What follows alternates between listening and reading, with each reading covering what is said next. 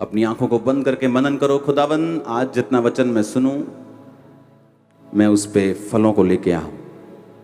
आधी स्क्रीन के ऊपर क्रॉस को दिखाया जाए प्रभु यीशु मसीह के सामर्थी नाम में।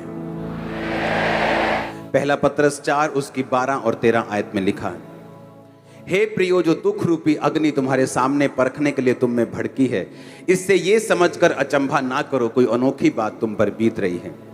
जैसे जैसे मसीह के दुखों में सहभागी होते हो आनंद करो, जिससे उसकी महिमा के प्रकट होते समय भी तुम आनंदित और मगन हो। पतरस जो जीसस क्राइस्ट का क्लोजेस्ट चेला था, ये वो बोल रहा है। मायने करता कौन बोल रहा है आपकी लाइफ में? बहुत लोग बोल सकते हैं आपकी लाइफ में, लेकिन वो कौन है जो आपकी लाइफ में बोल रहा है, बहुत मायने करता है। अपने घुटनों पे आओ, अपने हाथों को उठाओ। हालेलुया। अपने पड़ोसी को बोलो, मायने रखता है कौन तुम्हारी जिंदगी में बोलता है। तो जिस वचन को तुम सुन रहे हो, उसे परमेश्वर के सबसे क्लोजेस्ट और सबसे सामर्थी चेले ने लिखा है। आमीन। क्योंकि मायने रखता है आपकी लाइफ में कौन बात कर रहा है, और उस समय पहचानना कि जो ये बात कर रहा है ये कहां से कर रहा है, किस किंगडम से कर रहा है। शैतान के किंगडम से कर रहा है कि परमेश्वर के किंगडम से बात कर रहा है। 2004 में जब बपतिस्मा लेकर मैं पानी के बाहर आया और हम बैठकर प्रार्थना कर रहे थे, तो थोड़े से लोग थे, 15-20, और बैठकर हम प्रार्थना कर रहे थे। और वहां पर एक बहन थी, वो आज भी मेरे कांटेक्ट में है। उसने कहा कि परमेश्वर का आत्मा मुझे बता रहा है कि यहाँ एक परमेश्वर का बहुत बड़ा दास बैठा, खुदा उसे बहुत इस्तेमाल करेगा। और सुनो, मुझे 1% भी मालूम नहीं था। मैंने कहा ये मैं तो हूं ही नहीं, किसी के लिए हो सकता है। कोई इंटेंशन नहीं थी इस्तेमाल होने की, जस्ट हीलिंग के लिए मैं बैप्टिज्म ले रहा था, हीलिंग के लिए फास्टिंग कर रहा था, हीलिंग के लिए प्रेयर कर रहा था, रोजे रख रहा था। लेकिन वो बात किस किंगडम से निकली थी? वो जीसस के किंगडम से आई थी। जीसस क्राइस्ट एक दिन जा रहे थे और एक चेले ने कहा, परमेश्वर ऐसा कभी ना हो कि तू क्रूस उठाए। जीसस ने कहा, ओ शैतान, मेरे सामने से दूर हो जा। क्योंकि वो बात उस समय परमेश्वर के राज्य से नहीं, शैतान के किंगडम से, शैतान के राज्य से आई थी। आपके आसपास के लोग अगर आपको पहचानना नहीं आता, तो कई बार वो ऐसी बातें, ऐसी शैतानी राज्य की बातें आपकी लाइफ पर बो देते हैं और बोल देते हैं, जिसका असर आपकी लाइफ में होता है अगर आप अज्ञान हैं, अगर आपको परमेश्वर के वचनों की समझ नहीं है। ओह, यू आर सो यंग, तुझे तो पढ़ना चाहिए अभी, तेरे तो लाइफ कैरियर बनाने की है, प्रार्थना तो फिर भी कर लेंगे, बुढ़ापे में कर लेंगे। ये शैतान का राज्य बोल रहे हैं। क्योंकि जैसे ही शैतान को मालूम है, अगर आप प्रेयरफुली पढ़ेंगे, आप उस डायरेक्शन में जाएंगे जहां परमेश्वर चाहता है। कितने इंटेलिजेंट स्टूडेंट्स हैं जिनका पेपर्स के दिनों में एक्सीडेंट हो जाता है, पेपर्स के दिनों में बीमार हो जाते हैं, पेपर्स के दिनों में भूलना शुरू कर देते हैं, डिप्रेस हो जाते हैं। तब उनकी इंटेलिजेंसी काम नहीं आती, ना बल से ना शक्ति से, बल्कि परमेश्वर की आत्मा के द्वारा, बाइबल कहती। एक इंटेलिजेंट मैन अपने बिजनेस में फेल है और उससे अधिक मूर्ख व्यक्ति 10 गुना अपने बिजनेस में पास, और वो सोचता है कि ऐसा क्यों? क्योंकि बाइबल कहती है आपको परमेश्वर की जरूरत है। उसके बिना आई गई हर आशीष टेम्परेरी हो सकती है, थोड़े दिनों की हो सकती है, साथ बहुत सारी श्रापों को लेके आई हुई हो सकती है। हालेलुया। इसलिए मायने रखता आपकी लाइफ में कौन बोल रहा है। मैंने यूट्यूबर्स देखे हैं, पैसा पैसा पैसा, गाड़ी खरीद ली, एक दिन उसी गाड़ी से एक्सीडेंट हो गया, मर गए। क्योंकि वो गाड़ी तो ब्लेसिंग है, लेकिन बाइबल कहती है जो ब्लेसिंग यहोवा देता है उसके साथ वो दुख नहीं मिलाता, उसके साथ वो पेन्स नहीं मिलाता। अगर आज का वचन आप समझ गए तो आपकी लाइफ चेंज होगी यीशु के नाम में। आज 2 चेलों की हम बात करेंगे, पहला पतरस और दूसरा याकूब। ये दोनों चेले परमेश्वर के बहुत करीब थे। इनको परमेश्वर का एक्सपीरियंस था, परमेश्वर के साथ चले थे।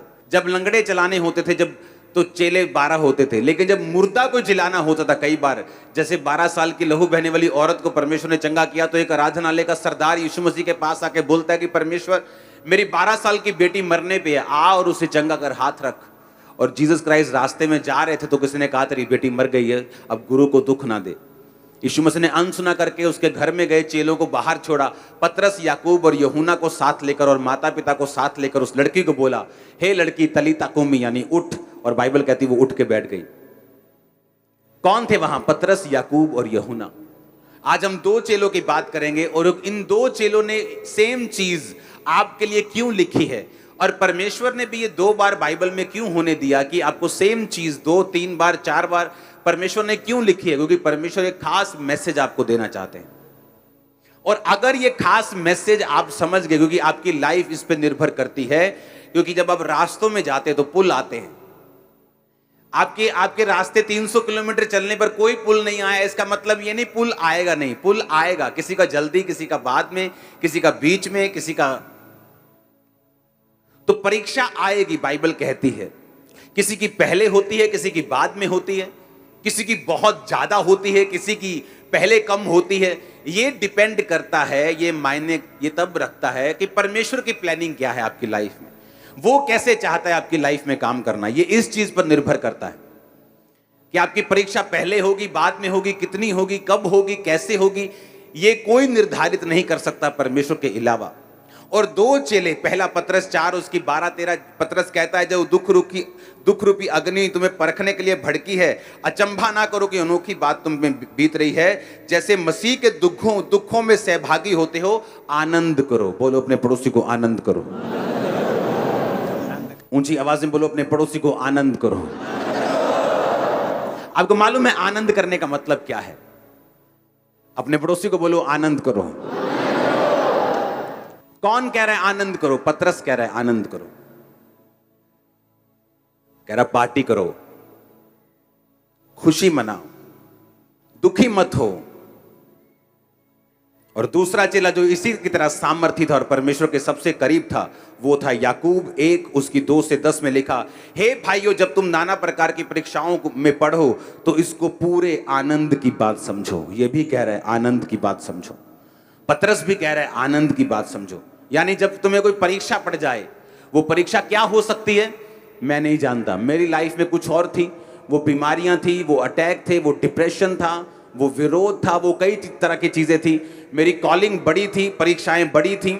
आपकी कॉलिंग के हिसाब से, आपके फ्यूचर के हिसाब से, आपकी प्रिपरेशन, आपकी बुलाहट के हिसाब से परमेश्वर आपको परीक्षाएं देता है। लेकिन प्रॉब्लम यह है कि जब परीक्षा आती है तो विश्वासी का जो नेचर है वो कैसा है, ये मायने रखेगा कि वो परीक्षा में पास होगा कि परीक्षा में फेल होगा, या डिले होगा, या कंपार्टमेंट आएगी, या सप्ली आएगी, या कब उसकी क्लास क्लियर होगी। ये आपके नेचर और परमेश्वर के वचन की नॉलेज जो आपको है उस पर निर्भर करता है। अब एक परमेश्वर का दास जिसने लंगड़ों को चलाया, मुर्दों को जिलाया, वो कह रहा है कि जब तुम परीक्षा में पढ़ो तो कहता कोई अचंभी बात मत समझो कि मैं ही, मेरे साथ ही ऐसा क्यों हो रहा है, मैं ही ऐसा क्यों हूं, मेरे साथ ही ऐसा क्यों, दूसरे के साथ ऐसा क्यों नहीं। कहता मत समझो कि कोई अचंभी, कोई अनोखी बात तुम पे बीत रही है, पर कहता जैसे मसीह में के दुखों में सहभागी होते हो, आनंद करो। और याकूब कह रहा है कि जब तुम नाना प्रकार की परीक्षाओं में पढ़ो तो कहता पूरे आनंद की बात समझो। क्यों? ये चेले परमेश्वर के हमें आनंद करने के लिए क्यों कह रहे हैं? कोई आपके पास आके बोले ओह मुझे ये कैंसर का रोग है, आप बोलो जाओ पार्टी करो, जाओ आनंद करो, वो बोलेगा मार खानी है क्या तुमने? मैं कह रहा हूं कि मेरे घर में प्रॉब्लम हो गई, मैं कह रहा हूं कि मेरे ये हो गया, वो हो गया, तुम कह रहे हो आनंद करो। उसका कंडीशन ये है, इफ शर्त ये है कि वो परीक्षा आपके पाप के कारण नहीं होनी चाहिए। जैसे दाऊद की जिंदगी में बैतशेबा के साथ पाप के बाद जो परीक्षा आई, वो परीक्षा परमेश्वर की ओर से नहीं थी। जो पहले उसकी जिंदगी में हो रहा था, जो शाऊल उसके पीछे पड़ा था, वो परमेश्वर की ओर से था। कितने मेरी बात को समझ रहे हैं? अब 2 चेले कह रहे हैं कि आनंद करो। क्यों ये हमें आनंद करने के लिए बोल रहे हैं? 2009 में जब ये सेवकाई शुरू हुई तो मेरा पूरा बिजनेस जो करोड़ों रुपए का था, किसी ने आग लगा दी थी इसी गांव के लोगों ने। तो अगर मैं वचन उस समय पढ़ता यही पतरस का, तो पतरस कहता आनंद करो, तो मैं सोचता नहीं, पतरस को कुछ दवाई की जरूरत है। ये मुझे कह रहा है मेरा बिजनेस जल गया, करोड़ों रुपए का नुकसान हो गया, यही बिजनेस की तो मैं गवाही देता था, यही बिजनेस की गवाही देकर तो मैं लोगों को समझाता था कि मसीह में आओ। अब यही बिजनेस जल गया तो मेरे पास कोई गवाही नहीं, अब मेरी हीलिंग की गवाही बची है। और वो भी शैतान मेरी हीलिंग से भी फाइट करता रहता था, ताकि मुझे ये महसूस होता रहे कि तेरे पास अभी कुछ नहीं है, तेरे पास 5 साल हो गए अभी कुछ नहीं है, बिजनेस भी था वो भी चला गया। तो मेंटल टॉर्चर करने की वो कोशिश करता था, मेंटली आपसे क्वेश्चन करने की कोशिश करता है, आपको सवाल पैदा करता है। यीशु मसीह की जो प्रेजेंस है, उसकी जो ग्लोरी है, उसकी जो होंद पंजाबी च कहते, उसके ऊपर वो सवाल पैदा करता है कि वो है कि नहीं, क्योंकि तुम्हारे पास बिजनेस था वो जल गया, अब सेहत है और वो उसके साथ भी मैं फाइट कर रहा हूं, तुझे मैं हीलिंग लेने नहीं दूंगा। तो ऐसा लगता कि क्या सचमुच परमेश्वर है भी या नहीं। लेकिन जब पतरस को पढ़ा तो उसने कहा आनंद समझो। जब याकूब को पढ़ा जो परमेश्वर के करीब था, वो भी कह रहा कि जब तुम नाना प्रकार की परीक्षाओं में पढ़ो तो पूरे आनंद की बात समझो। क्यों? मैं आपको बताता हूं क्यों। मेरी लाइफ में बहुत सी परीक्षाओं को मैंने देखा है। अब जो आजकल थोड़ा बहुत विरोध होता है, ये कोई परीक्षा नहीं है, ये तो मतलब ऐसे ऐसे वाला है, ये कोई परीक्षा नहीं है। हालेलुया। ये तो शैतान जैसा दुखी है बेचारा। सुनो, परीक्षा किसे बोलते मैं आपको बताता हूं। ये परीक्षा परीक्षा नहीं, सुनो, ये तो एंजॉय करो, मजे लिया करो। तो परीक्षा किसे? 2005 में मेरी लाइफ की बिगेस्ट परीक्षा थी। 2005 में मैं अपनी लाइफ के मोस्ट डिप्रेस्ड पार्ट से होकर गुजर रहा था। सुसाइड करना चाहता था। मसीह में आने के बाद ले हैंड करता था, तब पवित्र आत्मा पा चुका था, तब भी इतनी ज्यादा मेरी लाइफ में वो डिप्रेशन और डेविलिश अटैक्स थे। लेकिन शैतान मेरे अंदर नहीं था। खेल खूल वाला काम परमेश्वर में आने के बाद एक विश्वासी नहीं करता। अगर वो सच्चा विश्वासी है, अगर वो परमेश्वर की पावर को समझता है, अधिकारों को समझता है कि शैतान मेरी जूती के नीचे है, मैं शैतान में खेलूंगा नहीं, तो वो खेल बंद हो जाती है उस दिन, जिस दिन इंसान समझ जाता है। प्रेयर करने की भी जरूरत नहीं, करवाने की भी जरूरत नहीं कि दुष्ट आत्मा मेरे से निकाल दो। अगर तुम क्रिश्चियन हो, शैतान को बोलो ये शरीर यीशु का है, तेरा नहीं, चल भाग यहां से यीशु के नाम में। That's it. वो खेल आनी बंद हो जाएगी। जब सिर घुमाने के लिए शैतान बोले तो उसे स्टॉप करो, उसे बोलो ये शरीर तेरा नहीं, यीशु मसीह का है, ये हिलेगा नहीं, ये खुदा के काम करेगा। आप बोलते नहीं, जब बोलते नहीं तो शैतान काम करता है। परमेश्वर का रूह कह रहा है अपने दोनों दासों के जरिए से कि जब परीक्षाओं में पढ़ो तो इसे बिल्कुल आनंद की बात समझो, इसे प्योर आनंद समझो, प्योर दिल के साथ खुशी मनाओ जब तुम परीक्षाओं में पढ़ो। इसका रीजन है, आपकी लाइफ में एक समय आएगा, आप अगर परीक्षा में हैं, थे या होंगे, यह वचन सबके लिए एक है। आपकी लाइफ में एक टाइम आएगा, आप पवित्र आत्मा से भरे हुए होंगे, आप वचन को जानते होंगे, लेकिन शैतान फिर भी क्वेश्चंस आपके सामने रेज करेगा, सवाल पैदा करेगा। ये क्यों? अगर वो है तो ये क्यों है? अगर वो है तो ऐसा क्यों नहीं है? और इतने सारे क्वेश्चंस आपके साथ होंगे और आपको लगेगा कि आप कुछ नहीं कर सकते इन क्वेश्चंस के खिलाफ। तब वो परीक्षा जो आपकी हुई थी और उससे निकलने की फीलिंग्स और एक्सपीरियंस जो आपको हुआ था, आपको मसीह में सदा के लिए स्टैंड रखेगा यीशु के नाम में। मैं आपको सच कह रहा हूं, मैं अपनी लाइफ में खड़ा हूं, उसका एक मेजर कारण यह है कि 2005 की वो परीक्षा जिससे मैं सबसे अधिक तंग हुआ, और पार्ट्स में मैं उस परीक्षा से निकला हूं, पार्ट्स में कुछ कुछ करके 8 साल, 9 साल, 10 साल। लेकिन जब शैतान ने मेरी लाइफ में क्वेश्चंस रेज किए, बाइबल जानते हुए, पवित्र आत्मा से भरे हुए, सामर्थ पाए हुए भी, वो एक्सपीरियंस जो मेरा परीक्षा से निकलने के बाद जो मैंने प्रभु से लिया था, परमेश्वर ना इनकाउंटर हुआ मेरा आमना सामना, क्योंकि वो परीक्षा से निकलना आसान नहीं था। वो एक्सपीरियंस आज भी जब मैं याद करता हूं, वो परमेश्वर मुझे खड़ा रखता है, क्योंकि वो साबित करता है यीशु मसीह जीवित परमेश्वर। मैं आपको बता रहा हूं, वचन जानने वाले भी लोग कई बार बैकस्लाइड हो जाते हैं, क्योंकि उनका यीशु मसीह से आमना सामना नहीं हुआ, उन्हें यह प्रैक्टिकली नॉलेज नहीं है।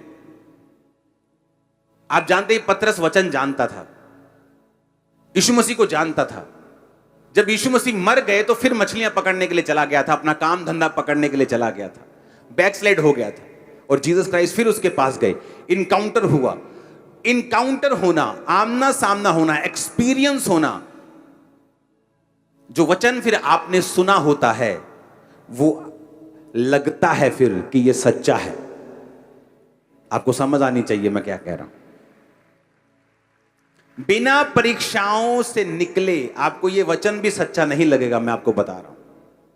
आप गवाहियां भूल जाओगे, मैं आपको बता रहा हूं। आप सब भूल जाओगे, मैं आपको बता रहा हूं। वचन होते हुए भी आप अविश्वास में रहोगे, पूरी तरह से विश्वास में नहीं होंगे। लेकिन जब आप उस एक्सपीरियंस को जो खुदा ने आपको दिया, और वो कब मिलता है आपको मालूम, वो तभी मिलता है जब आप परीक्षा में होते हैं। इसीलिए पतरस और याकूब को मालूम था कि जब परीक्षा में विश्वासी पड़ेंगे तो आनंद बनाना, क्योंकि उसी के कारण तुम फ्यूचर में खड़े रहोगे और बने रहोगे, स्ट्रांग रहोगे, बड़े काम करोगे यीशु में। आप समझ रहे हो मेरी बात के नहीं? वो एक्सपीरियंस आपको लाखों रुपया, वो एक्सपीरियंस कोई जन, कोई फैमिली मेंबर, कोई प्यारा, कोई दुलारा आपको नहीं दे सकता। वो एक्सपीरियंस आपका पैसा, आपकी बुद्धि, आपकी एक्सीलेंस, आपकी पढ़ाई, आपकी प्रॉपर्टी वो नहीं दे सकती। वो एक्सपीरियंस वो लोग नहीं ले सकते जो परीक्षाओं के दिनों में बहक जाते हैं, परमेश्वर से हट जाते हैं, प्रार्थना करनी छोड़ देते हैं, वचन पढ़ना छोड़ देते हैं, चर्च जाना छोड़ देते हैं, क्योंकि वो परीक्षाओं में लगता है कोई अचंभी बात उन पे बीत रही है। अगर परमेश्वर होता तो मेरे साथ ऐसा नहीं होता। और पतरस ने पहले ही कह दिया कि तुम, कहता अचंबा मत करो कि अनोखी बात तुम पे हो रही है, क्योंकि मुझे बड़ा अचंबा होता था कि मैं ही क्यों, ये सारे डिप्रेशन, ये सारी बेवकूफों वाली चीजें ये मेरी लाइफ में क्यों हो रही हैं। तब समझ नहीं आती थी, तब लगता था कि परमेश्वर मुझे निकाल, मुझे कुछ नहीं चाहिए, मुझे निकाल बस इन चीजों से। लेकिन आज समझ आती है कि वो क्यों था, ताकि मैं आज खड़ा रहूं। वो आपको देख रहा था, वो लाखों लोगों को देख रहा था, वो मुझे देख ही नहीं रहा था। उसे मालूम था कि आने वाले समय में क्या होगा। उसे मालूम है आप ब्लेसिंग का कारण हैं, आपके वंश के लिए, आपके जनरेशंस के लिए, लाखों रूहों के लिए, वो लोग जो आपके द्वारा बचाए जाने वाले हैं। बने रहो और खड़े रहो। वो अनोखी बात हो सकती है, वो लंबा एक्सपीरियंस हो सकता है, लेकिन मैं आपको बता रहा हूं उसी के लिए आप फ्यूचर में अपनी गाड़ियों के लिए, अपनी प्रॉपर्टीज के लिए, अपने परिवार, अपने जिंदगी के लिए इतना थैंक्स नहीं करोगे जितना आप उस परीक्षा के लिए करोगे, क्योंकि ये सब कुछ भी नहीं रहे अगर वो परीक्षा का एक्सपीरियंस आपको ना होता और आप परमेश्वर से हट जाते। इसलिए वो विश्वासी बड़े अजीब से मालूम होते हैं जिनकी लाइफ में वो परीक्षाओं से निकले नहीं होते, क्योंकि आज वो कैंसर हीलिंग देखते हैं तो बल्ले बल्ले बल्ले बल्ले, लेकिन कल को जब शैतान सवाल करता है वो घर बैठ जाते हैं, क्योंकि उनको अपना कोई एक्सपीरियंस नहीं है परमेश्वर के साथ। और वो एक्सपीरियंस आता है जब आप परमेश्वर में चलना शुरू करते हैं। वो विरोध हो सकता है, कोई बीमारी हो सकती है, कोई तकलीफ हो सकती है, और जब आप उस एक्सपीरियंस से निकलते हैं, वो फीलिंग और वो एक्सपीरियंस जो आपको होता है वो आपको सदा सारी उम्र परमेश्वर में खड़ा रखता है। एवरी डे आपको खड़ा रखता है परमेश्वर। आज के बाद जब आप परीक्षाओं में जाएं, जब आपकी परीक्षा हो, तो पतरस को भी याद करना और याकूब को भी याद रखना। ये वो दो चेले थे जो परमेश्वर के साथ सबसे अधिक रहे हैं, जिनको परमेश्वर के सबसे अधिक इनकाउंटर हैं, जो सबसे ज्यादा प्रभु से मिले हैं, सबसे ज्यादा परमेश्वर के कामों को उन्होंने देखा है, लंगड़ों को चलते देखा है, अंधों को देखा है, उन्होंने मुर्दों को जलाते हुए देखा है, सबसे क्लोज परमेश्वर के थे। आसमान में परमेश्वर के कपड़ों को चमकते हुए और मूसा और एलिया को परमेश्वर के साथ बातें करते हुए देखा है। ये वो दो चेले कह रहे हैं कि जब तुम पे परीक्षाएं आए तो पूरा आनंद मनाओ, क्योंकि परमेश्वर कुछ ऐसा कर रहा है जो फ्यूचर में तुम्हें चट्टान की तरह स्ट्रांग रखेगा।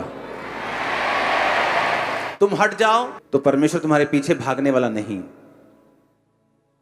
उसके पास हमेशा रिप्लेसमेंट है। परमेश्वर के घर की एक निशानी है, जब एक व्यक्ति को घमंड हो जाता है कि मेरे जैसा कोई काम नहीं कर सकता, परमेश्वर उससे बेटर कोई खड़ा करता है। इसीलिए हर एक बंदे को यह मालूम होना चाहिए, इसलिए मुझे मालूम है, आपको भी मालूम होना चाहिए कि उसके पास रिप्लेसमेंट्स पड़ी होती हैं।